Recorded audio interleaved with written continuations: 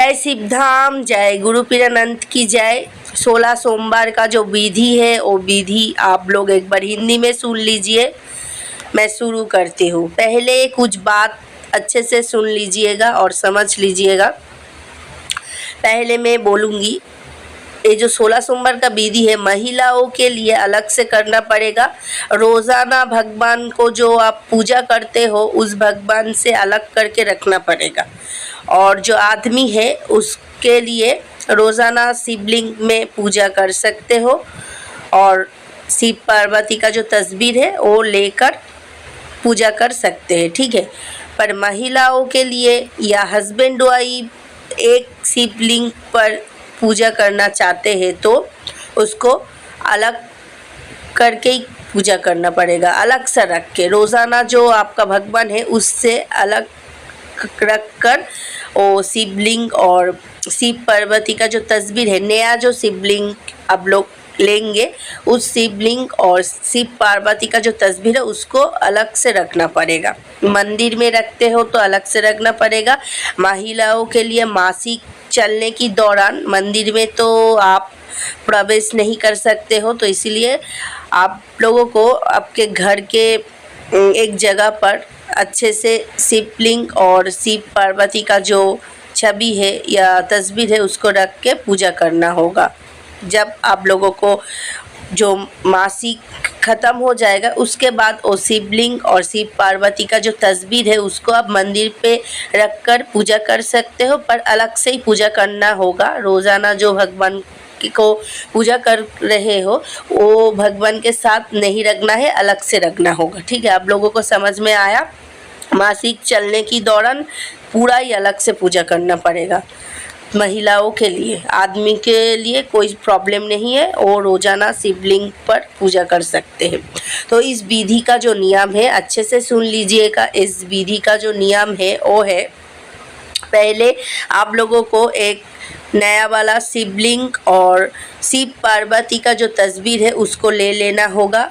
उसके बाद अलग सा रख के, ठीक है, अलग करके आप लोगों को एक पीले वाले जो कपड़े है उसके ऊपर रखना पड़ेगा जो शिव पार्वती का तस्वीर और शिवलिंग जो है नया वाला उसको आप लोगों को पीले कपड़े के ऊपर रखना पड़ेगा।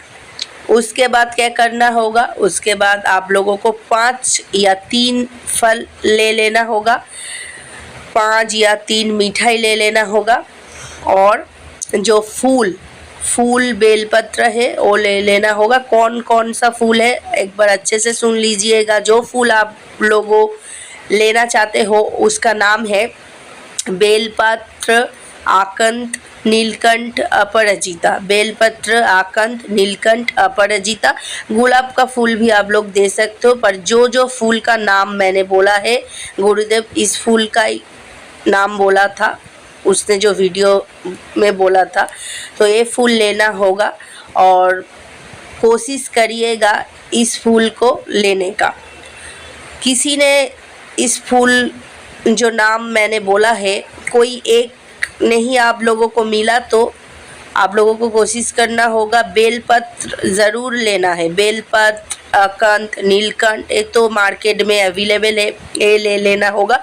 और जो बेलपत्र है उसको अच्छे वाला बेलपत्र लेना होगा, टूटा फूटा बेलपत्र नहीं चलेगा, ठीक है। आप एक बेलपत्र देंगे तो वो अच्छे वाला बेलपत्र होगा, बट टूटा फूटा बेलपत्र नहीं है। बेलपत्र जो लेंगे अच्छे वाला ले लीजिएगा, ठीक है।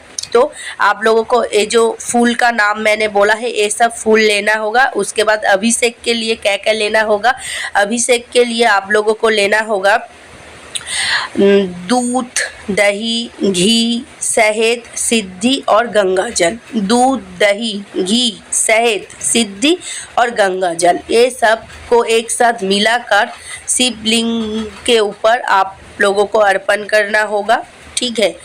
और उसके बाद ये सब दे के, ये सब सामग्री दे के बाद सामान को दे के जब आप लोग मतलब जो अभिषेक जो आप लोग कर रहे हो, ये जो दूध, दही, घी, गंगा जल, शहद, सिद्धि को एक साथ मिलाकर जो अभिषेक आप लोग कर रहे हो, वो अभिषेक करने के बाद बाबा के शिवलिंग पर जल चढ़ाने के बाद आप लोगों को गंगा जल चढ़ाना होगा। ये अभिषेक के बाद, अभिषेक जब आप लोग एक साथ मिलाकर कर रहे हो उसके बाद गंगा जल बाबा को देना पड़ेगा, बाबा के ऊपर चढ़ाना पड़ेगा। ठीक है, आप लोग तो समझ में आ रहे हैं आप लोगों को।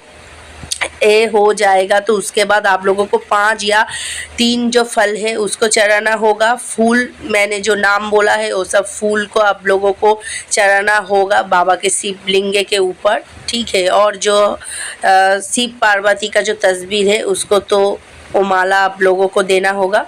ये सब करके आप लोगों एक मोमबत्ती और 3 अगरबत्ती जलाना होगा। मन की बात बोलना होगा, मन ही मन बोलना होगा, कोई ना सुने। आपका मन का जो आशा है, जो आप लोग चाहते हो वो आप लोगों को बोलना होगा बाबा के सामने बैठ के। ठीक है, एक आसन ले लीजिएगा, उसके ऊपर आप लोग बैठिएगा और ये पूजा विधि कर लीजिएगा। और है आप लोग ये सब करके कुछ देर बाद या कुछ घंटे बाद आप लोगों को जो मिठाई आप लोग अर्पण किया हुआ है बाबा के सामने, वो मिठाई किसी को दे के उसके बाद तो आपको खा के आपने जो विधि किया है, ठीक है, उसको आपको भंग करना होगा। आपने जो व्रत रखा है, व्रत को आपको भंग करना होगा। किसी को मिठाई खिलाकर खुद खा लीजिएगा एक मिठाई, उसके बाद आपका जो व्रत है उसको आपको भंग करना होगा। उसके बाद आप सब कुछ खा सकते हो। सब कुछ का मतलब है क्या क्या खा सकते हो। जो खाना आप लोग खा सकते हो वो एक बार आप लोग सुन लीजिए। जो खाना है 16 सोमवार के व्रत करने के बाद जो खाना होगा वो है आप लोगों को लूची, रोटी और आलू का सब्जी, पराठा, सूजी, छातू, ये सब आप खा सकते हो। किसी को मतलब चाय पीने का मन है तो चाय भी पी सकते हैं, पर ये विधि करने के बाद। और है सरसों दाना का जो खाना है उसको नहीं खाना चाहिए। सरसों दाना का मतलब है चावल, दाल, बादाम और है डालिया है। ठीक है, मतलब सरसों दाना का खाना मत खाइएगा। और लूची, रोटी, पराठा, सब्जी मतलब आलू का सब्जी खा सकते हैं, ये सब खा सकते हैं, फल खा सकते हैं। ठीक है, और आप लोगों ने शिवलिंग के ऊपर जो शिवलिंग के सामने जो फल चढ़ाया है वो फल किसी को अब दे सकते हैं या किसी को खिलाकर बाबा का जो प्रसाद है वो फल आप खा सकते हैं। पूरा फल भी आप लोग किसी को दे सकते हो। ठीक है, खुद नहीं खाना चाहते हो तो खुद तो जो फल नहीं खाना चाहते हो तो किसी को दे सकते हो या किसी को दे के खुद खा सकते हो। वो जो बाबा का जो 16 सोमवार का व्रत के समय जो फल आपने चढ़ाया था। ठीक है, और है एक बात, आप जो पूजा विधि कर रहे हो उस पूजा के दौरान आपको भी हल्दी कलर का वस्त्र पहनना होगा। ठीक है, मतलब है पीले कलर का जो वस्त्र है वो आपको पहनना होगा। वो वस्त्र पहन के आपको इस विधि को आपको करना होगा। और है आप जो 16 सोमवार का विधि कर रहे हो उस दिन ही आप शिवलिंग के ऊपर जो जल चढ़ाया था, फल या फूल, वो सब आप उस दिन उठा ले सकते हो। उस दिन ही उठाना चाहिए। ठीक है, एक दिन नहीं रखना चाहिए। पूजा करने के 1-2 घंटे के बाद या आप शाम के टाइम, ठीक है, शाम के टाइम नहीं, आप 1-2 घंटा बाद ही उठा लेना। जो आप लोगों ने अभिषेक किया है उस जल को या जो आपने फूल बेलपत्र चढ़ाए वो सब आप बाबा के सामने से उठा लीजिएगा उस दिन ही। ऐसा करके इस विधि को करना चाहिए। ठीक है, और अशुच या जब बच्चे के जन्म होगा तब वो विधि बंद कर दीजिएगा। और जो नियम है, नियम हो जाएगा तो उसके बाद फिर से पहले से इस विधि को करना चाहिए। मतलब और एक बार समझा देती हूँ आप लोगों को, घर में किसी का अशुच हो जाए या घर में कोई बच्चे का जन्म हो तो तब ये विधि आप लोगों को बंद कर देना होगा।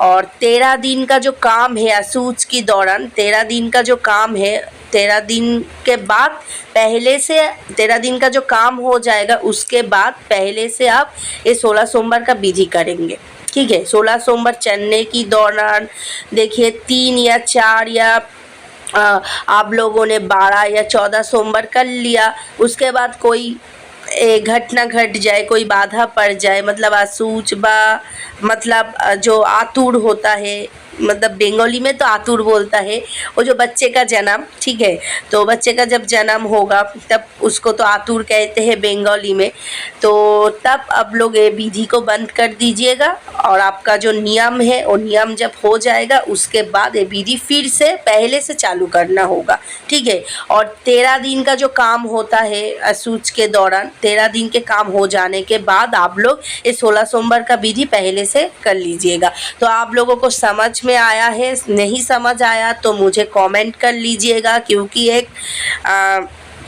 दीदी ने बोला था हिंदी में ये जो विधि है एक बोलिएगा तो अच्छा होगा, इसीलिए मैं हिंदी में आप लोगों को इस जो नियम है मैं बोल दिया हूँ। जितना मुझे हिंदी में बात करना आता है उतने में मैं आप लोगों को कोशिश किया जो आप लोग समझ आए आप लोगों को। 16 सोमवार का जो विधि आप लोगों ने जो शिवलिंग पे आप लोग कर रहे हो उस शिवलिंग को सोमवार दिन ही आप लोगों को साफ कर लेना चाहिए। आपका जो व्रत है और जो आप लोग जो व्रत रख रहे हो वो व्रत हो जाने के बाद आप लोगों ने 1 या 2 घंटे के बाद आप शिवलिंग के ऊपर से जो फूल चढ़ाया है, जो आप लोगों ने अभिषेक किया है, वो सब साफ कर लीजिएगा, साफ सुथरा कर लीजिएगा। बाबा को गंगा जल से धो के साफ सुथरा करके अच्छे से रख दीजिएगा। फिर दूसरे सोमवार को एक ही नियम से, जो नियम विधि आप लोगों को बोल दिया है उस नियम से आप लोगों को ये विधि करना होगा, व्रत रखना होगा। ठीक है, तो आप लोगों को समझ में आया है? ठीक है, तो कोई गलती होगा तो मुझे कमेंट कर दीजिएगा कहाँ पर गलती हुआ है। पर नियम विधि जो है वो विधि मैं आप लोगों को अच्छे से समझा दिया है, कोशिश किया है हिंदी में। ठीक है, तो कैसा लगा इस वीडियो को? और है जब आप लोग ये विधि करेंगे तब शिवधाम का जो जप है, महामंत्र का जो जप है, ओम नमः शिवाय शक्ति रूपे गुरुपीरानंदम नमः ये मंत्र, और हिंदी में शिवधाम प्रार्थना है, शिवधाम गायत्री मंत्र है, ओम तत्पुरुषाय विद्महे गुरुपीरानंदम धीमहि तन्नो शिवरुद्राय प्रचोदयात्, ये जो मंत्र है ये है गायत्री मंत्र।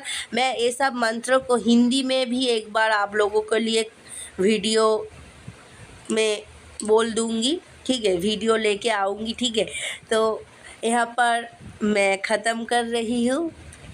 और जो वीडियो जो भी देखेंगे वो पूरा विधि का अच्छे से सुन लीजिएगा, एंड तक देखिएगा, लास्ट तक वीडियो देखिए, फास्ट से लास्ट तक वीडियो देखिएगा, तब समझ आएगा कैसे मैं समझाया हूँ। ठीक है, तो यहाँ पर ख़त्म कर रही हूँ। नेक्स्ट वीडियो आने के तक आप लोग इंतज़ार कीजिएगा। जय शिवधाम, जय गुरुपीरानंद की जय।